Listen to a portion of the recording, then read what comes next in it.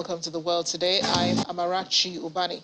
And I'm Millicent Walker. First, the headlines. Russian President Vladimir Putin orders troops to seal off last stronghold in Mariupol, the Azov steel plant. 41 gun salutes in a new picture as Queen Elizabeth marks her 92nd birthday with the royal family at the Duke of Edinburgh cottage.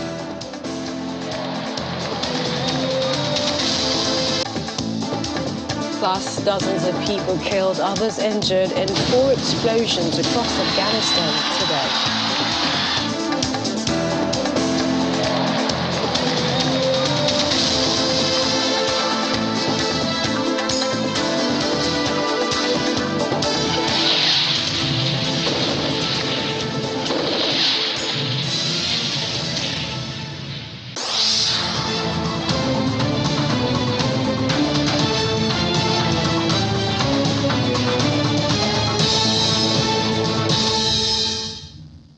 Welcome again. Uncertain times ahead for people in Mariupol as Russian President Vladimir Putin orders his troops not to storm the Azovstal steel plant, where the last group of Ukrainian fighters is holding out, but said to seal it up so even a fly cannot escape that Russia has control of the strategic port city. But in a news conference, President Zelensky responded to remarks by Russia's defense minister, Sergei Shoigu, that its forces control most of Mariupol. Zelensky said that Russia controls most of the city, but Ukrainian troops remain in part of it. The Ukrainian president also said that around 120,000 civilians are blocked from leaving the besieged city of Mariupol. Right, speaking at a briefing during a visit to Kyiv, Denmark's prime minister also said her country would give further military aid worth $90 million to Ukraine and support further sanctions against Russia. It's also as U.S. President Joe Biden announced an additional $800 million in security assistance for Ukraine. President Biden says the aid, including heavy artillery weapons, ammunition and tactical drones, will be sent directly to the front lines of freedom. Here's more on the situation on ground. President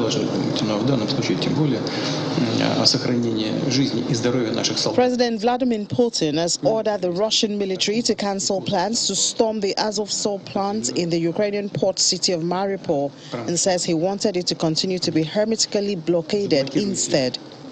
Putin gave the order to his defense minister, who had previously told Putin that more than 2,000 Ukrainian fighters were still holed up in the vast plant, which has a large underground component to it. Putin says his decision not to storm the Azovstal plant was motivated by the desire to safeguard the lives of Russian soldiers. Всем, кто ранен, будет оказана квалифицированная медицинская помощь. However, Kremlin spokesman Dmitry Peskov has been speaking on its latest proposals to Ukraine. He says that Moscow was still waiting for Kyiv's response after it had handed a document in connection with peace talks to the Ukrainian side. Ukrainian President Volodymyr Zelensky says on Wednesday he had not seen or heard about a document that the Kremlin said it had sent to Ukraine. But Peskov says Russia-Ukraine talks are continuing. Ukraine is ready to hold special talks with Russia in Mariupol, according to negotiator. Meanwhile, Ukraine says it is ready to hold a special round of negotiations with Russia in the besieged city of Mariupol without any conditions. Its lead negotiator, Mikhailo Podolyak, tweeted that the talks could be one-on-one, two-on-two, to save our guys, military, civilians, children, the living and the wounded. Ukraine's president has said that about 1,000 civilians remain trapped at the Azovstal steel plant, where Ukrainian forces are making their last stand in the besieged city. Yesterday, large black clouds of smoke billowed from the steelworks in Mariupol as a few dozen evacuees queued to get into buses, some clutching luggage or carrying small pets in their arms. They departed from a planned evacuation point to Ukraine-controlled territory. Pensioner Tamara, 64, says she was going to stay with her sister in Ukraine's Zaporizhia. She was leaving the city with her husband, daughter, son-in-law and grandson. Today, Spanish and Danish prime ministers visited the Ukrainian capital of Kyiv to support Ukrainian President. Sanchez had already arrived in Kyiv, and the Denmark's prime minister too. Discussions include further support for Ukrainians and the prosecution of war crimes and human rights violations. Germany's Foreign Minister Annalena Baerbock says there are no taboos for Germany when it comes to weaponry needed by Ukraine. Speaking in Tallinn, Baerbock says Germany was looking into what extra maintenance, murder and Leopard tanks would need before they would be able to be used on the ground in Ukraine. She added that the German army itself faces kit shortages for its current missions, and Germany was backfilling donations of old Soviet kits made by allies. The VOA's Anna Chernikova joins us now. She's in Kyiv. Anna, thanks again for joining us on the program. Talk to us about Mariupol and what we're hearing, especially about the command, the order that President Putin gave to troops there to block off the industrial area so that a fly cannot pass through. Hello. Situation at the Mariupol Azovstal plant is very complicated. This is the main resistance center for Ukrainian forces at the moment. As what we know from President Putin's speech during his meeting with his Minister of Defense, as we understood, he doesn't really care about what's going to happen to people who are still there, both civilians and military soldiers, because as we know, Ukrainian soldiers, there are around 2,000 soldiers present at the Azovstal plant. Around 400 are injured. And additionally, Ukrainian soldiers also keep their dead friends and dead colleagues in order to get them out and bring them back home to their parents to be, buried as it should be. So what we understand for the moment is that Russian forces would withdraw from, so they are controlling most part of Mariupol, except of the area where Azovstal plant is located. And they're moving now forward to the northeast part in order to join Russian troops there for the huge Donbas battle, which is already happening, and as we see, the escalation also is coming. So this is basically what we can see, and this is exactly what President Zelensky also confirmed and made a comment during the press conference with Prime Ministers of Spain and Denmark. And that city, Mariupol, currently has 120,000 civilians. Well, in that the last stronghold, of course, waiting to get out. But then some people were able to make it out yesterday, right? Yesterday, it was confirmed that 90 buses would get people out. 90 buses, it's around 6,000 people. But unfortunately, this agreement didn't work again, and only 4 buses were able to leave. We don't have, for the moment, confirmed number of people who managed to get out, but, well, apparently it's really not much. But yes, some certain amount managed to get out, and they have arrived to Zaporizhia, or they are arriving at the moment. And yeah, in general, 120,000 civilians remain in the city of Mariupol. More than 1,000 of them are located in at Azovstal plant, which they use as a shelter. So it's still a very dicey situation for those who are still holed up there. But then Ukraine also says that it's ready to hold a special round of negotiations with Russia in the city of Mariupol without any conditions. What exactly did he mean by that?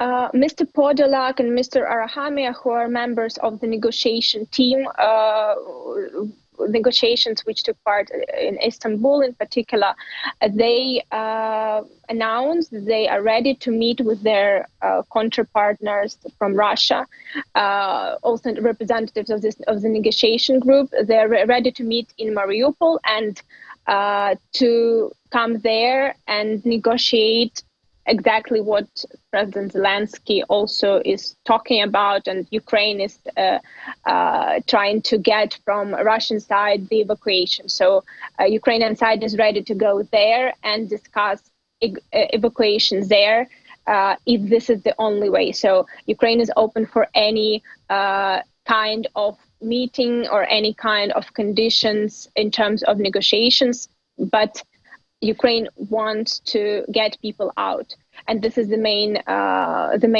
goal. And as President Zelensky also mentioned today, there are only two options: either military or diplomatic. And diplomatic, for the moment, everything is done. Everything possible is done, and Ukraine is ready for any diplomatic way to get this to get this question under control and to get people out. But for the moment, it's very difficult to get any agreements with Russian side, because even evacuation is not capped. The promise is not capped. And we heard also today from Kremlin spokesman that Moscow is saying it's still waiting for Ukrainian response to its latest proposals. And, you know, one begins to wonder what exactly, if it's the same thing that Russia has continued to maintain with Donbass and then Ukraine status. But tell us more about that press conference today with President Zelensky. What we know that after the latest Istanbul meeting, Ukraine prepared certain draft of the agreement. So Ukraine proposed and put down main points that Ukrainian government and society is ready to discuss in terms of reaching any type of agreement. Peaceful agreement. Russia took some time to learn and study this draft, and as we know from the official comments from Ukrainian side, that they got certain comments on that from Russian side, and now Ukraine is studying these comments. So this is the only what we know, and for the moment we don't have a particular details on which comment, what exactly the comments from Russian side are. And as Mr. Podolak also mentioned, that Ukraine would definitely reply, but it would also take some time. Anna, thanks for bringing us up to speed. Once again, do stay safe in Kyiv. Thank you.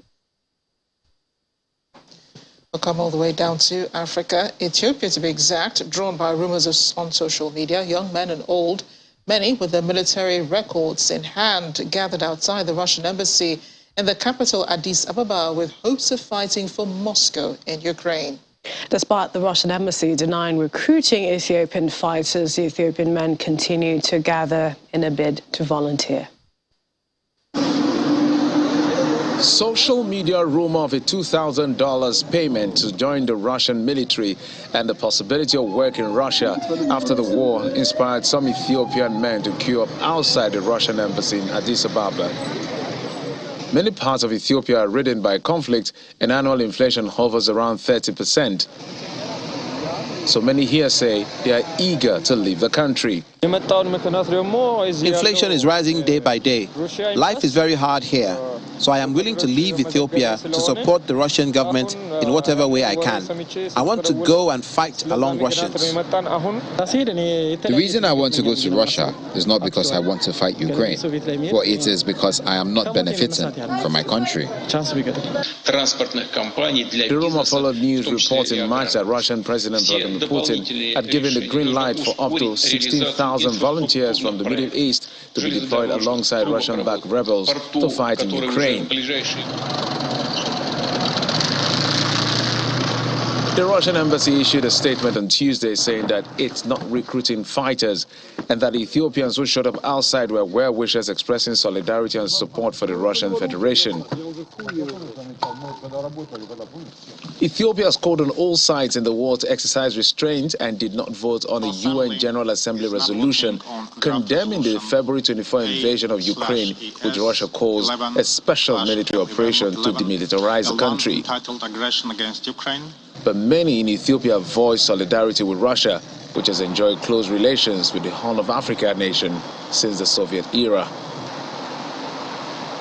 And before the war knocked on the door of this soft toys factory, which we will see in a moment, in Ukraine's northern town of Nzinin, it was busy manufacturing toys of all shapes and sizes since 1998. But when Russia launched its offensive in Ukraine on February 24, owners of Kupi Statia factory and workers sat down to brainstorm how to adjust their production to keep employees as well as help the country at war. An idea of new line of wartime toys arose. Head of factory sales department said the sad news about the beginning of the war and about occupiers encircling their territories hurt everyone, and it was painful to feel the grief that overwhelmed them. She says toy Antonov 225 plane, also known as Maria, which is Ukrainian for dream, was the first one to be manufactured. Maria cargo plane, the heaviest aircraft in the world, was destroyed by a Russian attack on Hostomel airport, was a source of Ukraine's national pride.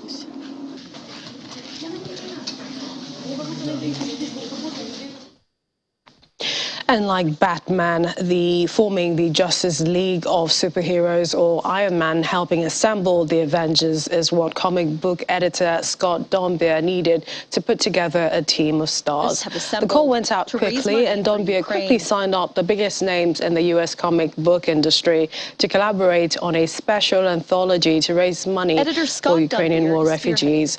The result is Comics for Ukraine, Sunflower Seeds, a 96-page book produced by best writers, artists, colorists, letterers, designers and editors that Donbier could find. Proceeds estimated to reach $200,000 to $500,000 will go to Operation USA, a Los Angeles-based disaster relief agency, raising money for Ukrainian war refugees. Over 5 million Ukrainians have fled abroad since Russia invaded on February 24. So far, 2 days after launching, it had raised $67,000 on the Zoop crowdfunding site. The publication date remains uncertain, depending on how much is raised through pre-orders after a month. But as many comic books do, it says the Ukraine project has an origin story. Well, number one, Novak Djokovic says Wimbledon decision to ban Russian and Belarusian players over Moscow's invasion of Ukraine is crazy. Wimbledon announced yesterday it had barred all Russian and Belarusian players from this year's championships due to the invasion. The grass courts Grand Slam is the first tennis tournament to ban individual competitors from the two countries, meaning men's world number 2 Daniil Medvedev from Russia and women's 4th-ranked Arina Sabalenka of Belarus will be banned from the June 27 to July 10 tournament. Djokovic told reporters at the Serbia Open, an ATP 250 event in Belgrade, "I will always condemn war. I will never support war, be myself a child of war."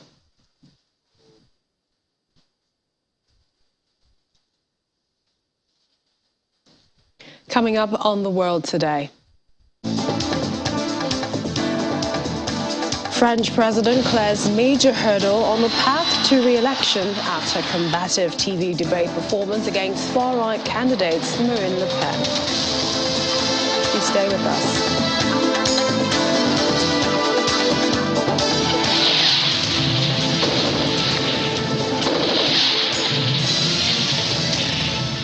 Welcome back to The World Today. We're in British politics now, as Prime Minister Boris Johnson is determined to face a parliamentary investigation into whether he misled MPs about lockdown-breaking parties at Downing Street. MPs have backed a Labour-led motion calling for the Privileges Committee to examine allegations that the Prime Minister misled the Commons when he denied lockdown rules were broken in Downing Street. The motion was nodded through without a vote. Tory MPs had earlier been ordered to back a government attempt to delay the vote until inquiries by the Met Police and civil servants who were concluded. In a late reversal shortly before the debate began, Commons leader Mark Spencer said Tory MPs could vote however they wanted on Labour's motion. I think there was speculation in Westminster that Tory MPs were not prepared to wait any longer for an investigation into Mr. Johnson's conduct. Will not begin until Scotland Yard's inquiry has finished, though.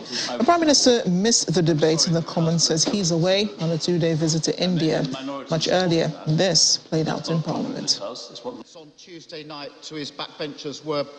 Mr. Speaker, the motion I've tabled seeks to defend the simple principle that honesty, integrity and telling the truth matter in our politics. That is not a principle that I or the Labour Party have a special claim to.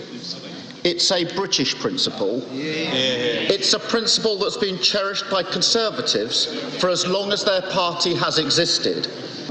This is about honesty, integrity and telling the truth in this place. And it's an important principle and it's one we all share. As I say, I'm not claiming this as a Labour Party principle. It is a principle that we all share because we know the importance of it. That's why it's a matter for the House to consider. But it is a principle under attack because the Prime Minister has been accused of repeatedly, deliberately and routinely misleading this House over parties held in Downing Street during lockdown. Now that's a serious allegation because if it's true, it amounts to contempt of Parliament. The committee would only investigate the Prime Minister for contempt once the police have concluded their investigation. So no one can say there is prejudice to the rest of the inquiry. And of course, any findings the committee comes to, any sanctions they might propose, would then come back before this House as a whole, so no one can say it's too soon for the House to decide. Also happening today in Britain, a gun salute in London's Hyde Park today to celebrate the 96th birthday of Queen Elizabeth, Britain's longest-serving monarch, who celebrates a historic Platinum Jubilee this year. A queen who stepped back from most public duties this year over concerns about her health travelled from Windsor Castle, west of London, to spend her birthday at her estate in Sandringham, Norfolk. Elizabeth became the Queen of Britain and more than a dozen other realms, including Canada, Australia and New Zealand, on the death of her father, King George VI, on February 6, 1952, while she was in Kenya on an international tour. The Queen has largely avoided the public spotlight after spending a night in hospital in October for an unspecified ailment and being ordered to rest. She tested positive for COVID-19 in February and has said she was left very tired. She's missed events, including the Remembrance on Sunday gathering and, of course, the Easter service, but she joined other family members and dignitaries at the memorial service for her husband, Prince Philip, at London's Westminster Abbey last month.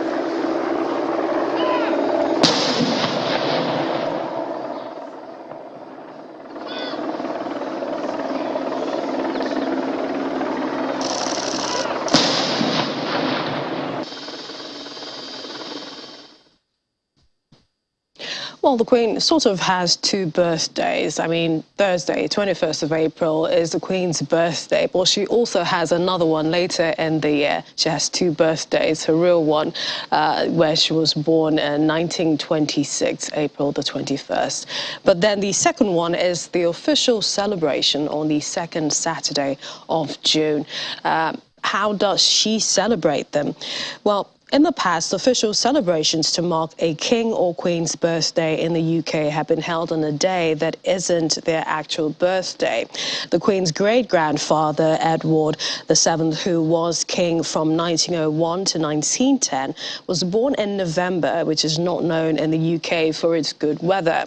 But he wanted it to be possible to have a big public celebration, and November wasn't the time to do it. So given that his actual birthday wouldn't be a good time of year for a birthday parade, he decided to combine it with an annual military parade in the summer when the weather would hopefully be nice. So the Queen usually spends her actual birthday with her family, and of course the 41 gun salute in Hyde Park, which we saw a tribute to her birthday, special day today. Well, joining us from our London studios, Juliana's actually home. She's joining us from there, Juliana Olayinka. Thanks for joining us. Hi, Juliana. What's the Trooping Colour Parade? And, you know, how essentially was this day's occasion marked for Her Royal Majesty? Good afternoon, Millicent, and thank you for that history lesson. Yes, the Queen, Her Majesty the Queen, celebrated her 96th birthday today on a much muted occasion because, of course, this birthday does fall on her Platinum Jubilee year. 70 years on the throne, as has been pointed out. This is our longest serving monarch. So between the 2nd and the 4th of June, there will be lots of festivities taking place, not just in the capital, London, but of course, up and down the country. Going back to today, it is a special day. However, it is quite muted. As you said, this is the Queen's actual birthday, the day that she was born. And there have been a couple of pictures that we've seen being released. There was an official photograph released very early this morning showing the Queen with two pure white horses, which was very nice. And then there have been some pictures being displayed of her driving around the Sandringham estate, which I believe is a place that she spent lots of time with her late husband, the Duke of Edinburgh. Of course, as has been said, we know that the Queen isn't in the best of health at the moment. This year, she's only been seen publicly once, and that was during the Duke's memorial early this month. And we were hoping that we'd be able to see her today. That's not been the case, but everybody is crossing all of their fingers and toes, hoping that she can stay strong enough for the full 4 days festivities, which will be taking place in the summer. And there will be 2 bank holidays to mark the occasion. So not just a Friday, but the Thursday also. But also, Juliana, this is somewhat the biggest, and this is since, you know, COVID, right? The COVID years. Yes. When you say biggest, biggest in terms of her birthday, the celebration? More like loudest, considering that a lot of people were in lockdown during the peak of COVID-19. Absolutely, you're right. There were lots of people. In fact, I believe hundreds of people that decided to gather outside Buckingham Palace. We know that although there are debates at the moment, particularly because of what's happened with Brexit and Prince Harry and Meghan, the Duke and Duchess of Sussex, and their departure from the royal family, there have been some questions about the relevance of the royal family. But I've got to tell you that people really do admire and love the Queen in this country. And yes, we were allowed to celebrate in Hyde Park. We know that the Guards Parade also made sure they wished the Queen a happy birthday. We were potentially expecting more crowds, but again, I think one of the reasons why it was slightly muted today is because they are really pulling out all the stops, all of the pomp and ceremony that everybody is expecting to see when you celebrate the Queen. That is being reserved for June. And now that, of course, all the restrictions have been lifted in London, I expect that we will be seeing hundreds of thousands of people coming down, not only to Windsor Castle and to the Sandringham estate, but also to Buckingham Palace to make sure she gets the celebration that she deserves. A really good fact, actually, the Queen is 96 today, and there are only, I believe, about 120,000 people in this country that are of that age. And if they are of that age today, they're obviously in very good company. They sure are. 96 is a big year, and she's still pretty strong, isn't she? Driving around, just like Prince Edward, her husband, the Duke of Edinburgh, did even before, he unfortunately passed on. But there will be no bank holidays on the Prime Minister's account, of course. He's away on a 2-day state visit to India. But back home, he faces trouble with MPs. Tell us about what happened in Parliament today. Yes, he does. It's been a very interesting 48, 72 hours for the Prime Minister, starting off on Tuesday when, of course, the Commons sat after a 2-week recess of Easter, where we received those humbling apologies from the Prime Minister that wasn't really accepted by opposition MPs. And yesterday, Sir Keir Starmer put in a motion to the Commons Speaker, Lindsay Hoyle, to commence a debate today about whether the Prime Minister would face a parliamentary privileges investigation into whether or not he misled Parliament. Now, initially, when this motion was called, there were individuals, particularly on the Boris Johnson camp, that said, well, it's never going to go through because he has a working majority of over 75. Who is going to bet against the Prime Minister, especially at a time when he's doing so well when it comes to leading the coalition against Vladimir Putin? And also it was mentioned that it would be unsavoury to remove a sitting British Prime Minister at a time when most of Europe is at war with Russia. That hasn't washed through. There were suggestions this morning that perhaps the Conservative government would try and reject the motion that had been put in by Sir Keir Starmer and ask for the debate to take place at another time. However, that was swiftly U-turned, and the government decided to go into the debate. That debate was taking place throughout this morning and in late afternoon, and they decided not to go for a vote, but to go for a majority nod, if you like. And it has now been decided that the Prime Minister will face an investigation within the Privileges Committee to decide whether or not he did mislead Parliament. So it does appear that this is not going to be a walk in the park for the Prime Minister.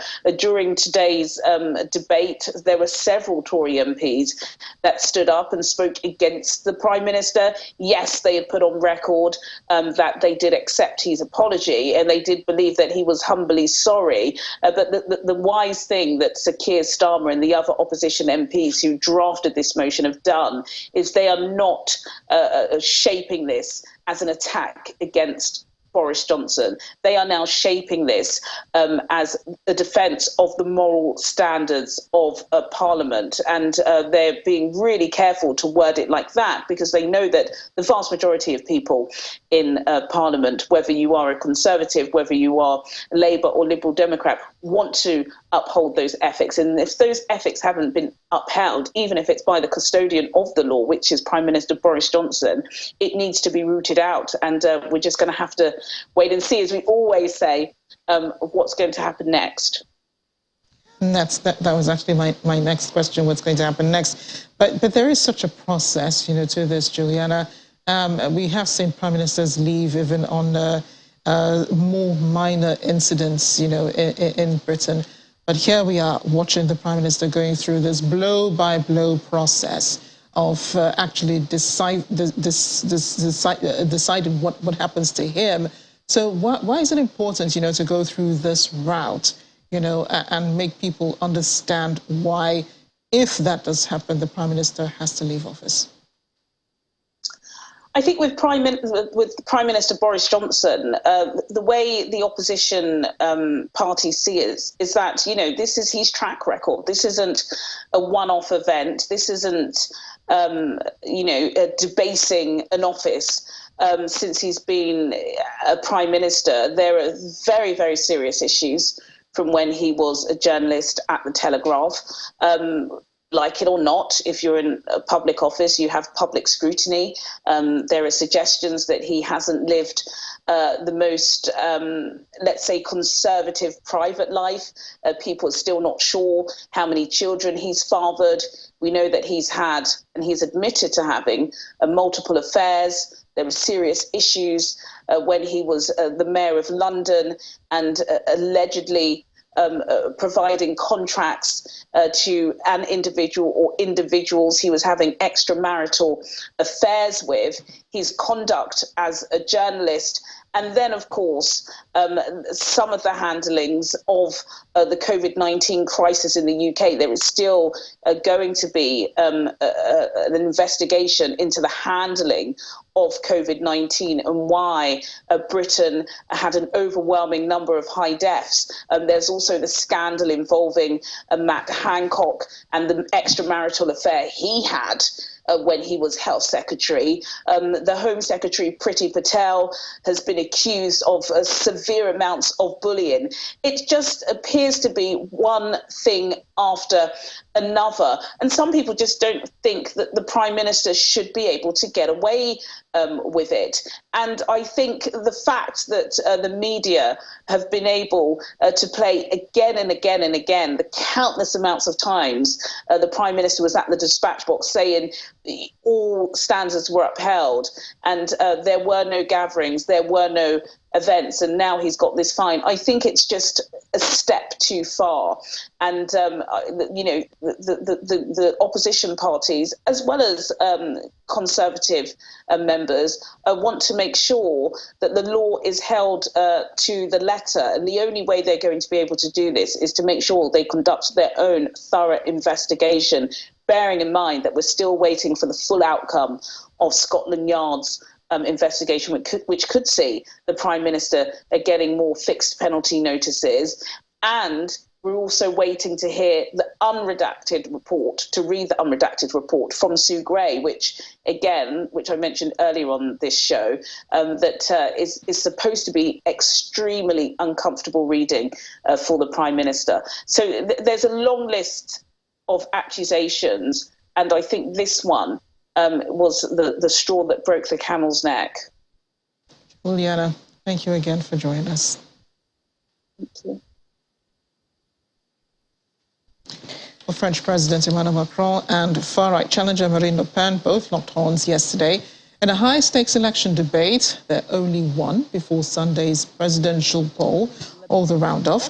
The angry face-off saw them spar over the war in Ukraine, specifically Le Pen's links to Russia, as well as the economy, the idea of a hijab ban, and the European Union. Macron's strongest line of attack against his rival was her past admiration of Russian President Vladimir Putin and a loan for her 2017 campaign contracted through a Russian bank. Macron said, "You depend on the Russian power, you depend on Mr. Putin."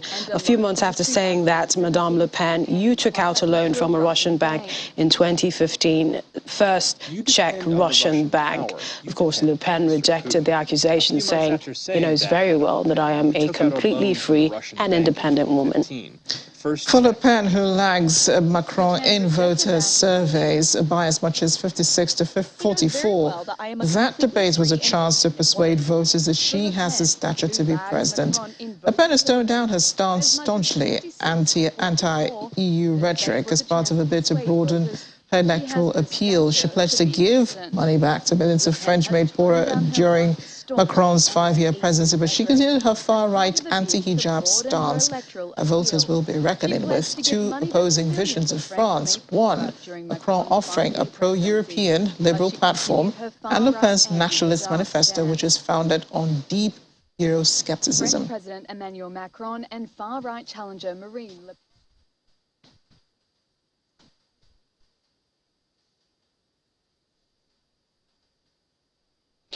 Well, staying with that combative TV debate performance of President Macron against far-right candidate Marine Le Pen, a poll said that most viewers were convinced with Macron, even if he was still deemed arrogant. According to the poll, although Le Pen came across as more polished and composed than in a TV duel for the presidency in 2017, Macron went on the offensive over her ties to Russian leadership, her plans for the economy and her policy for the EU.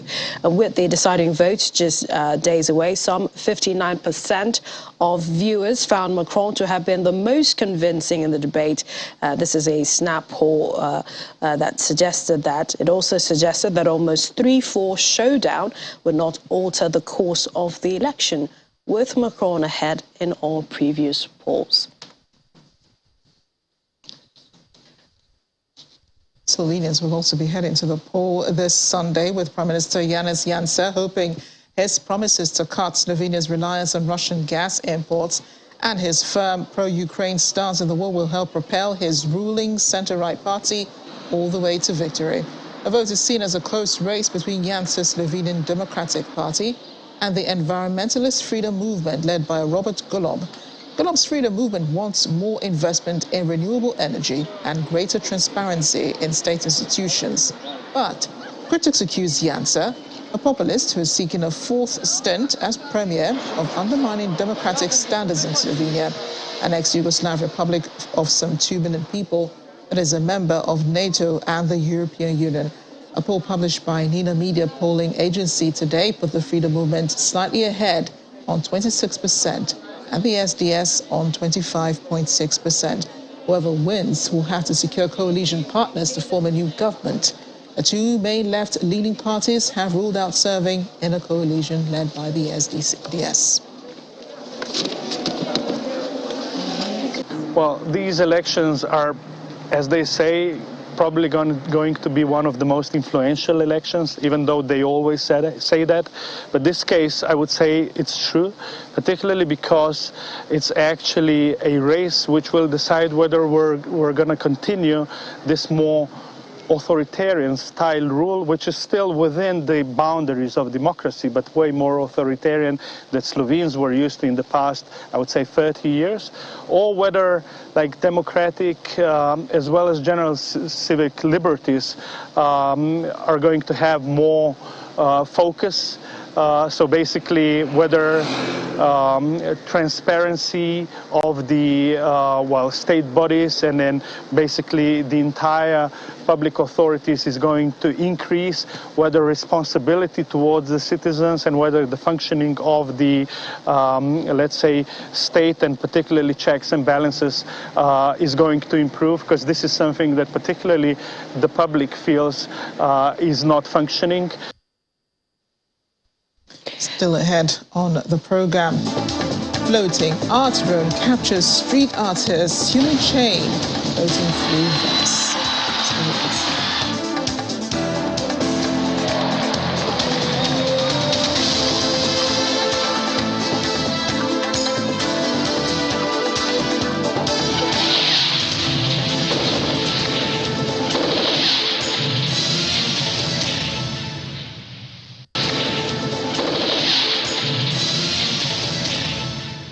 Welcome back to the program. At least 6 people have died after a small plane crashed onto a major road in the Haitian capital, Port-au-Prince. Several people were also injured on the ground. The pilot was one of those who initially survived the crash but died of his injuries in hospital later. The plane was said to have been on its way from the capital to the southeastern port town of Jacmel when it came down in the suburb of Carrefour. Officials said engine failure was to blame. Authorities also say the aircraft had sent a distress signal some 20 minutes after takeoff. The country's Prime Minister Ariel Henry has expressed his sympathy with families of the victims. Meanwhile, 32 people have been killed, dozens more injured following 4 explosions across Afghanistan today. The Islamic State group has admitted carrying out the attack. The first explosion tore through a Shia mosque in the city of Mazar-e-Sharif. It was a booby-trapped bag that detonated remotely when the building was packed with worshippers. The second saw a vehicle blown up near a police station in Kunduz. 4 people were killed there and 18 others injured. There have also been reports of a Taliban vehicle being hit by a roadside mine in the eastern Nangarhar province, killing 4 Taliban members and wounding a 5th. A 4th blast was caused by a mine planted in the Niaz Baig area of Kabul, the Afghan capital. 2 children were wounded in that explosion. Today's explosions come days after 2 bomb blasts at Abdul Rahman Shahid High School, the mostly Shia area of Kabul. It left at least 6 people killed and more than 20 others wounded. There were fresh clashes between Israeli police and Palestinians at Jerusalem's Al-Aqsa Mosque compound as more Jewish visitors prepare to flock to the volatile holy site. Now, injuries have been reported so far, but the confrontations appear to be more limited than violence seen at the compound over the past week. A statement from the police says dozens of Palestinians, some of them masked, holed up in the mosque in the early morning and threw rocks and fireworks at the officers. Violence at the compound has surged over the past week, raising global concerns about a slide back into a wider Israeli-Palestinian conflict as the Muslim holy month of Ramadan coincides with Passover and Easter. And all you need is solar energy to bring more than sunshine to the village of Mchinji in Malawi. Thankfully, a solar mini-grid in the village is doing so much more.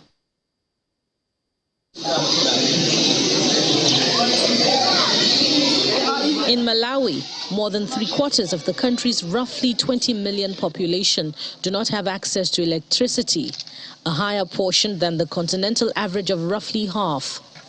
The Sitolo Solar Mini-Grid project connects more than 700 people across 3 villages. So we installed the mini-grid. Currently, Stolo has 2 maize mills operating, so it means people no longer trek 17 kilometers for milling. And now there is a sunflower oil processing facility, something which has also triggered other value chains. And I think what we've noted currently, for example, is that with the maize mills, people are milling their maize here. The byproduct, which is the maize husk, is also feed for livestock, and we have seen that there is also an increase in livestock production, mainly broiler chickens, as well as things like livestock production of pig and others. Local farmers no longer have to trek long distances to get their maize milled or sunflower seeds pressed. Initially, people in this area were not growing sunflower. But with this oil pressing machine, more people have planted the crop. This year, the number of farmers growing sunflower is more than ever.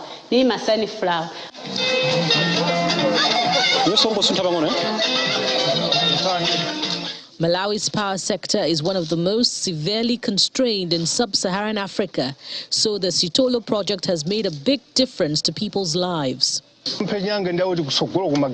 I see myself prospering from this electricity project. The young men around here used to travel far for repairs, but I am able to fix and repair every part right here. If this electricity project is extended to other rural areas, I believe it would help people with disabilities to be self-reliant. I am even willing to volunteer and train others so that they too can be economically empowered. The cost of solar power has fallen by more than 3/4 globally over the past decade. Experts say the success of the Sitolo Solar Mini-Grid project shows that centralized grid systems are not Africa's only route towards low-carbon power. China's President Xi Jinping says his country's economy will provide great dynamics for stability and recovery of world economy and broader market opportunities for all countries of the world. He made the remark during his address to the opening session of the Bao Forum for Asia, BFA, annual conference in the province of Hainan. He told participants the fundamentals of Chinese economy in terms of its strong resilience, adequate potentials, vast space for maneuver, and long-term momentum of development will remain unchanged, which will provide great dynamics for the stability and recovery of world economy and broader market opportunities for all countries. He says China will carry out its new development philosophy comprehensively, accelerate the building of a new development paradigm, and redouble efforts for high-quality development. He says no matter how the world will change, China will not waver from its confidence and will to reform and open up. And we know how the Japanese love their chopsticks, but what if we told you they are making chopsticks that are not just functional, but have the potential of making mealtimes more enjoyable for people who have to eat bland food due to health concerns? Yep, the innovative chopsticks are being co-developed by Japan's Meiji School of Science and Technology, Professor Home Miyashita, and Japan's beverage maker Kirin Holdings. The chopsticks can enhance the taste of food by using an electric simulation waveform. The eating utensil is connected to a mini computer device strapped to the eater's wrist. A weak electric current moves sodium ions, the basis of salty taste in the food that is being consumed. And according to Miyashita, the chopsticks enable the tongue of the person eating to feel an enhanced taste in their food. They both have concluded clinical tests on people who follow a low-sodium diet, and they say that the device enhances the salty taste of low-sodium food by up to 1.5 times. Oh, wow. Well, gondolas and water taxis are a usual sight in Venice's lagoon, but now there's also a giant fresco of a human chain floating across the city's waters as part of a street artist's global project, which he hopes will foster unity in an increasingly polarized world. Venice is the 14th location in the French-Swiss graffiti artist Shapes Beyond Walls series, linking street and land art in cities across the world, often depicting a close-up of two people's hands gripping each other's forearms. Using biodegradable paints made from natural pigments such as coal and chalk, a giant land painting of interlocked hands, one wearing bracelets, covers an 8-by-30-meter barge. The artwork will be unveiled at the opening of Sapi's exhibition on Thursday, today, at the 2022 Biennial International Art Exhibition, where photos of his various Beyond Walls projects are on display inside the Venetian Arsenal building.